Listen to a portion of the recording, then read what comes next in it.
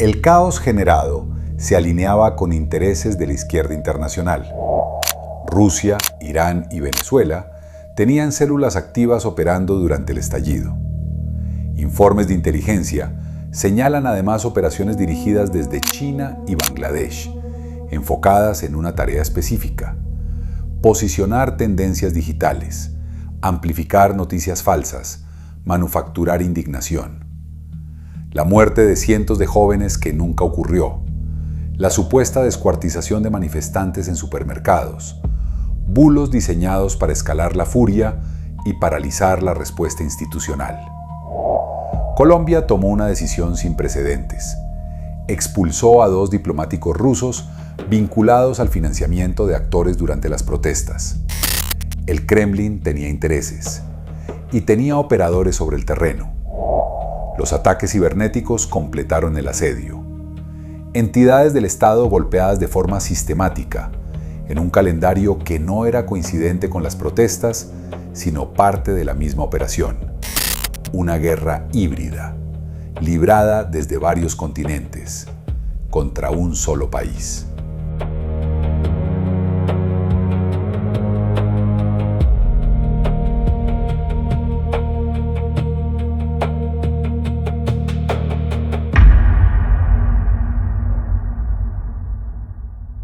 Lo que es evidente y información pertinente es que cuando se conoció que algunos funcionarios de la Embajada de Rusia estaban participando en la transferencia de recursos para financiar esta actividad del supuesto estallido social, por supuesto, fueron deportados del país. En el caso particular del seguimiento que se hizo cibernético, se halló como las bodegas con IPs rusas comenzaban a promover tendencias en el X o en su época Twitter, en donde posicionaban un tema nacional: SOS nos están matando en Colombia, hasta las 4 de la mañana. A las 4 de la mañana se activan las IPS venezolanas para convertirlo en una gran tendencia cuando abrían los noticieros a nivel nacional y en esta parte del mundo, buscando generar tendencia y que se hablara sobre ella, o reproducían videos falsos, por ejemplo, de ataques de policías que no sucedían en Colombia, y los querían distorsionar la información para generar esas movilizaciones. Esa fue la información que se tuvo particularmente de ese tipo de manipulaciones o de noticias falsas. De hecho, nos tocó como gobierno generar un reporte diario donde se hablaba de cuáles eran las afectaciones, porque además la distorsión en noticias era increíble. Aparecía gente con unos chalecos que decíamos somos reporteros de derechos humanos, o por ejemplo había mucha desinformación por parte de medios supuestamente comunitarios o no conocidos, como el caso de Temblores, que comenzaron a reportar 500 desapariciones de jóvenes. Cuando activamos el mecanismo del comité de búsqueda de personas desaparecidas, el listado inicial de 500 fue verificado uno a uno, todos aparecieron, solo hubo una denuncia de desaparición forzada en ese periodo de tiempo, o ellos denunciaban desafortunadamente, como lo dijo el presidente Petro y repetía después Gustavo Bolívar, que habían sido asesinados cientos de jóvenes, y cuando la verdad no ha habido ser asesinado ninguno homicidio debe ser sucedido, pero en este caso hay 27 casos de investigación que está haciendo la Fiscalía por afectaciones a civiles, pero también a policías. De entre esos 27, que son 6 casos particulares que se están investigando. Entonces había mucha desinformación y nos tocó producir un boletín con las actividades diarias, las afectaciones a policías, a soldados, a civiles, e inclusive una sección de noticias falsas que habían salido para poder desmentirlas. Parte del proceso de seguimiento se identificaban únicamente en ciberpatrullajes que se hacía en la dark web. Alguna información señalaba que había grupos de Telegram donde se coordinaban actividades. Venezuela no era un vecino incómodo, era retaguardia, territorio de refugio, de entrenamiento y de mando para el ELN y las disidencias de las FARC bajo Iván Márquez e Iván Mordisco. El régimen de Maduro no toleraba su presencia, la facilitaba. Los hechos lo documentan. Comandantes con orden de captura internacional moviéndose con libertad en suelo venezolano. Estructuras rearmándose a pocos kilómetros de la frontera colombiana. Financiación cruzada entre el narcotráfico y el aparato estatal venezolano. Durante el estallido, esa retaguardia no fue pasiva, fue operativa. Venezuela aportó doctrina, coordinación y blindaje político a lo que ocurría en las calles colombianas, no como actor de fondo, sino como pieza activa de una estrategia que cruzaba fronteras. La narcodictadura tenía todo el interés en que Colombia ardiera. En el caso de Venezuela, el régimen de Maduro tenía un interés particular de afectar la estabilidad del gobierno del presidente Duque e influir en las elecciones para buscar la elección de un partido de gobierno mucho más afín a las tesis del socialismo del siglo XXI. ¿Cómo contribuyeron con esto? Allí permitieron la presencia del ELN, no solo de las cabecillas que estaban localizados en Venezuela, sino también otro grupo de ellos en Cuba. Estaba este alias El Rolo, localizado, que fue el que entrenó y preparó a la primera línea en varias ciudades del país a través de los frentes de guerra urbano del ELN, y eso facilitó el gobierno de Nicolás Maduro. Por supuesto, la presencia de las disidencias de las FARC, y en este caso de la segunda Marquetalia, de alias Iván Márquez y de Gentil Duarte, que se ubicaron en ese país, inclusive de Santrich, que después de que defraudaron el acuerdo se ubicaron en Venezuela. Inclusive información de inteligencia identificó que alias El Paisa desde Venezuela hizo una comunicación donde decía: manden plata para Colombia y Cali, que eso allá está bueno, buscando apoyar lo que estaba pasando ahí para generar ese caos. Y finalmente pues está todo el proceso de redes sociales con las bodegas venezolanas del régimen que influían o buscaban generar tendencias o afectaciones de desinformación. El mayor escudo de la operación no fue la primera línea, fue la confusión. Miles de colombianos genuinamente indignados, convencidos por un relato fabricado, marcharon sin saber que eran la cobertura perfecta.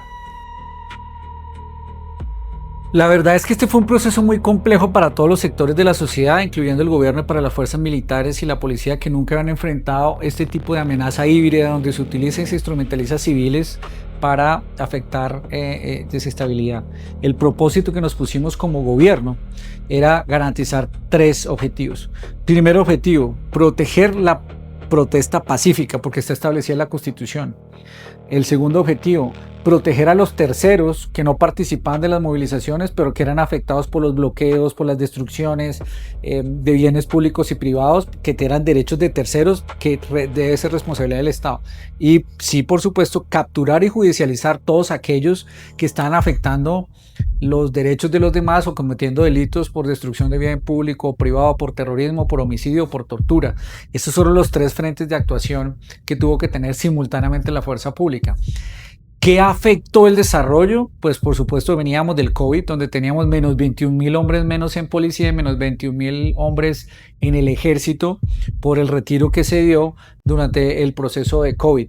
En segundo término, estuvimos enfrentados a un proceso simultáneo en 1.500 puntos de bloqueo en el país, y para poder garantizar la presencia de la asistencia militar que dio la instrucción del presidente Duque se diera en el país en apoyo a los alcaldes, tuvimos que movilizar más de 20.000 hombres que estaban haciendo erradicación en todas las selvas colombianas, y a movilizar esa logística, traer 20.000 hombres a Bogotá, a Cali, al eje cafetero, pues es una logística que toma tiempo y que incluyó inclusive en procesos de entrenamiento, porque los soldados están entrenados para usar su arma.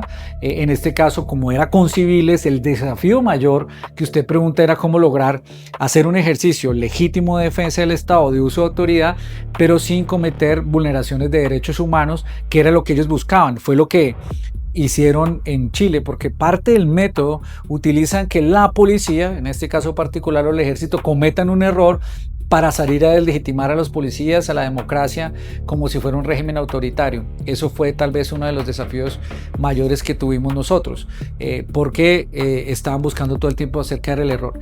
¿Qué cambió la dinámica?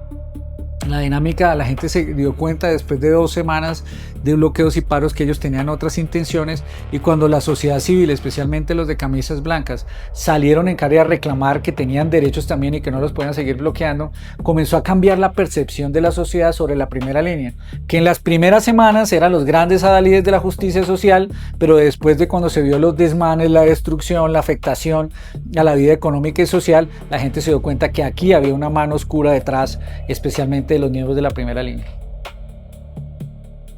Y el Estado tenía las manos atadas. Más de 350 capturados por terrorismo liberados por jueces. 42.000 hombres menos en la fuerza pública. El estado de conmoción bloqueado. Alcaldes que protegían en lugar de contener. Mientras un policía era asesinado y arrojado al río Cauca, en Cali se organizaba una fiesta. La izquierda moderada puede no haber diseñado la operación, pero le fue perfectamente útil. El incendio se apagó despacio, con desgaste, con costo, exactamente como estaba calculado.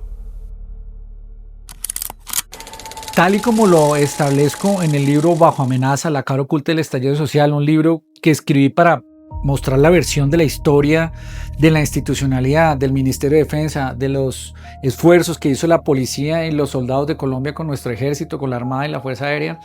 Esto fue un camino institucional, un camino en donde se aplicó la ley, se aplicaron procesos y procedimientos apegados a los protocolos de respeto de derechos humanos y derecho internacional humanitario en operaciones que se dieron con 3 prioridades. En primer lugar, garantizar desbloquear el país en 1.500 puntos que llegamos a tener en un momento determinado, donde simultáneamente en algunos casos se hicieron diálogos, en otros casos se hizo con apoyo de los alcaldes y en otros casos intervenciones directas, primero de la policía y luego en apoyo de las fuerzas militares. En segundo término, se logró con la declaración por parte del presidente Duque de algo que se denominó en la Ley de Seguridad Ciudadana de la asistencia militar, para poder sacar los militares en apoyo a graves problemas de orden público en la policía, lo que nos obligó a entrenar a todos los policías, a los soldados que llegaban a las ciudades, a cómo utilizar su capacidad sin afectar directamente o se vulneraran derechos por parte de los miembros de la policía o del ejército. El tercer aspecto es que se hizo un proceso en coordinación con las instituciones públicas como corresponde y especialmente con los alcaldes. Y allí fue donde tuvimos el otro problema, porque los alcaldes de izquierda, como el caso de Claudia López o como Jorge Iván Ospina en Cali, lo que permitían era que pasara de todo y no tomaban decisiones de autoridad. Por eso los enfrentamientos que tuvimos con Claudia López cuando no permitía que la asistencia militar se diera en algunas partes de la ciudad y más bien defendía a los muchachos, o cuando la noche que salieron a quemar los CAIs, ella salió a criticar a los policías en vez de respaldarlos, o como el caso de Jorge Iván Ospina, que en Cali, en los consejos de seguridad decía que no entraran a determinados barrios como el caso de Calipso, sabiendo que allá se estaba planeando todo, o no permitía que se activaran las respuestas, por ejemplo, de la empresa de aseo. Muchas dudas le quedaban y era difícil para el gobierno actuar cuando los alcaldes, principal autoridad de policía en esas ciudades, no actuaban. Se notó una gran diferencia cuando el alcalde Peñalosa actuó directamente y apoyó el toque de queda del presidente Duque, y no el caso de Claudia López, quien por el contrario utilizó una actitud mucho más de soporte a esta actividad que en algunos casos terminó en destrucción. Desde el punto de vista personal, como ministro de Defensa, tal vez ha sido una de las épocas más complejas de mi vida profesional, porque en medio de estas afectaciones hubo todo tipo de epítetos, acusaciones, desinformaciones, matoneo público y en redes sociales a mí, a mi familia, a los miembros de la fuerza pública, a los miembros del ejército, de la policía, y eso tenía un propósito, como por supuesto, de deslegitimar, y el nivel de destrucción fue muy grande. Nosotros pasábamos horas en los puestos de mando unificado en diferentes partes del país, pero sobre todo en Cali, buscando cómo controlar la situación. Y en la época más compleja, en la segunda semana de Cali, cuando fueron los ataques al sistema mío, eso fue muy complejo. Salimos nosotros como a las 2 de la mañana, después de un día muy duro, donde el objetivo de ataque había sido todas las estaciones del mío.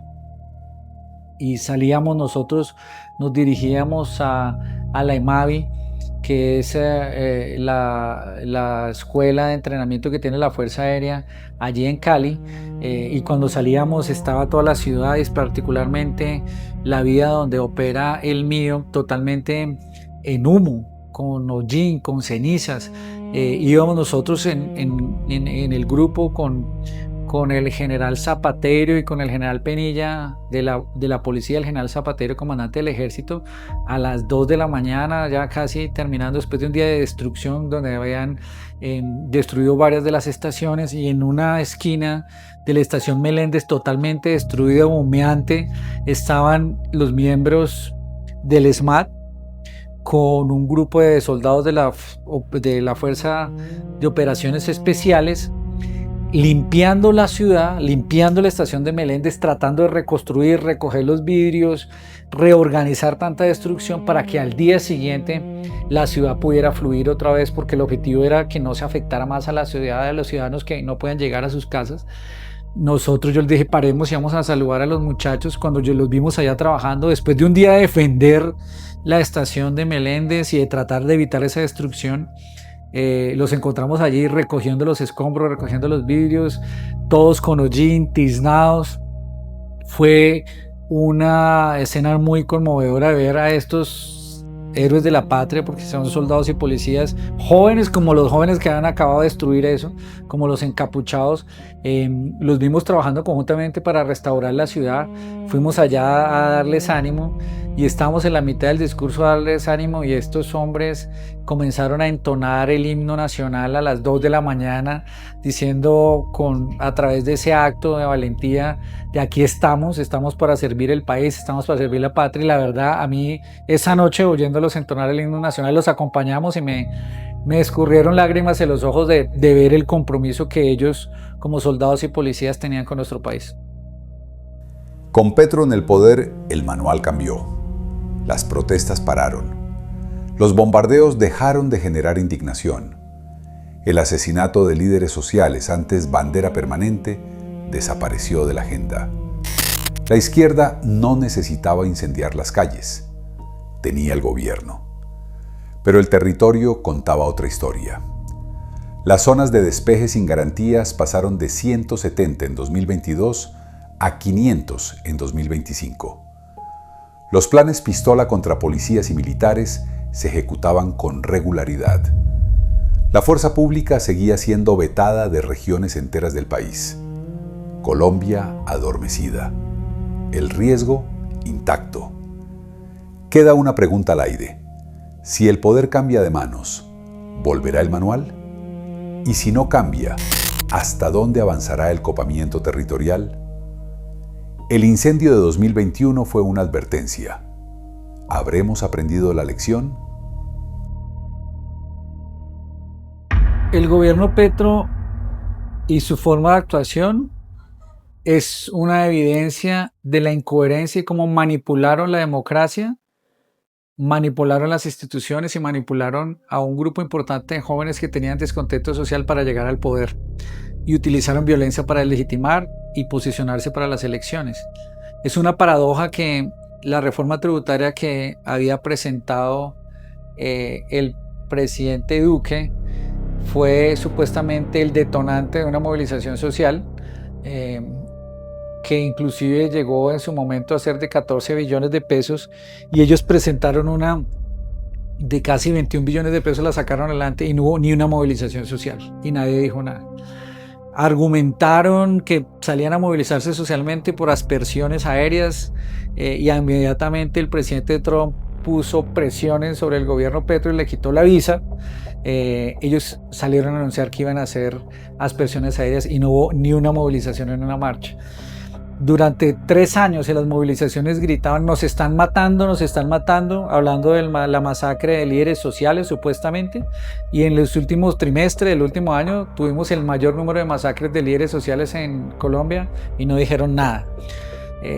Criticaron y utilizaron, desinformaron de forma infame el concepto de máquinas de guerra, supuestamente porque ellos sí protegían a los niños, pero en el proceso de paz total no requirieron ni le exigieron al ELN, a las FARC, ni al Clan del Golfo que dejaran de reclutar menores de edad, y por el contrario hoy los grupos criminales están llenos de menores de edad, y ellos, como lo ha señalado la Defensoría del Pueblo, no han desarrollado ni una actividad para prevenir que a estos jóvenes y a estos niños se los lleve a la guerrilla. Es parte de la incoherencia. Lo más grave es que ellos han asusado. Hoy no que la primera línea esté allí, nuevamente en las calles, porque no pudieron liberarlos. 350 miembros de la primera línea fueron capturados por terrorismo, por tortura, por homicidio, por destrucción de bien público privado, como alias 19 y todos otros que vimos, por ejemplo, en el Portal de las Américas, y ellos querían convertirlos en gestores de paz. No han podido, gracias a que pues, el proceso de judicialización se hizo por parte de la Policía Nacional y la Fiscalía, con todas las pruebas de las afectaciones que ellos hicieron contra la Constitución y la ley colombiana.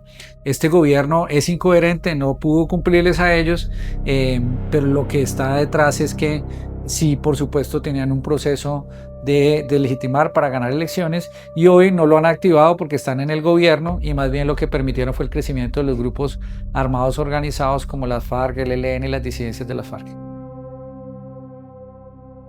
La amenaza no solo viene de afuera. Los recientes hechos son alarmantes. Estructuras criminales permeando las cúpulas militares y de gobierno. La inteligencia debilitada. La defensa desfinanciada justo cuando más se necesita. Un próximo gobierno no hereda un Estado neutro, hereda uno intervenido. Y el mundo lo sabe. Colombia es hoy un país donde fue asesinado un candidato presidencial. Una señal que ninguna democracia debería poder normalizar. La democracia colombiana está bajo amenaza. Está bajo amenaza principalmente porque en un esfuerzo sistemático ellos han buscado disminuir las capacidades de las fuerzas militares y la policía. Durante años crearon un discurso que invertir en la seguridad era invertir en la guerra, y que eso era mejor invertir en la paz que fortalecer las fuerzas militares y policía, y crearon esa ilusión para un sector de la población que invertir en capacidades para mantener la soberanía, capacidades de inteligencia para poder ir detrás de los cabecillas de esos grupos criminales, era uso de recursos que podían ser para inversión social. Y le plantearon un falso dilema a la sociedad que aplicaron ahora. En el primer año disminuyeron el presupuesto de casi 800.000 millones al Ministerio de Defensa, disminuyeron los recursos de mantenimiento, por eso los aviones están en el piso, la movilidad de la policía hoy con sus carros está limitada, y acabaron con la inteligencia, que es lo más grave, y las relaciones de inteligencia que tenía Colombia con aliados estratégicos como Estados Unidos e Israel.